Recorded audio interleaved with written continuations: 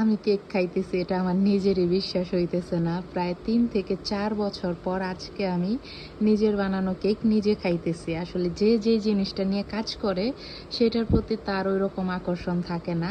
আমার কেক বানানোটা অনেক বেশি ভাল লাগে, সবাইকে খাওয়াইতে অনেক বেশি ভাল লাগে। আমার বাসার মানুষ তো সারাক্ষণ কেক খাইতে থাকে, তাদের অভক্তি লাগে না। কিন্তু আমি যেহেতু ডিম নিয়ে সারাক্ষণ কাজ করতেছি, কেকের প্রতি আমার একটা অনীহা চলে আসছে। প্রায় ৩ থেকে ৪ বছর হবে কেক জিনিসটা যে খায় এটা আসলে আমার মাইন্ড থেকে চলে গেছে। আমার মনেই চায় না আমি কেক খাই। আসলে এটা নিয়ে সারাক্ষণ কাজ করতে থাকি তো, কিন্তু সবাই যখন খায় অনেক ভাল লাগে, প্রশংসা করে, সেইটা ভাল লাগে। সবাইকে খাওয়াইতে আমার অনেক ভাল লাগে। আজকে হঠাৎ করেই কেন জানি মনে চাইলো যে ঠিক আছে একটু কেক খাই। তা কোন কেকটা খাবো, নানান ফ্লেভারের কেকই বানানো ছিল।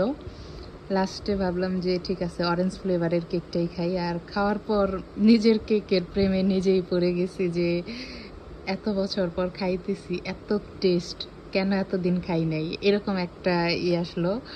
এখন আবার কিছুদিন খাবো, আবার মন থেকে উঠে যাবে, আবার কিছুদিন যাবে আবার খাবো, জিনিসটা এরকমই হইতে থাকে। কিন্তু সত্যি অরেঞ্জ ফ্লেভারের জার কেকটা অনেক বেশি মজা, একদম পুরোটা শেষ করে ফেলছি, আর একটু আছে। তা কার কোন ফ্লেভারের কেক ভাল লাগে অবশ্যই জানাবেন।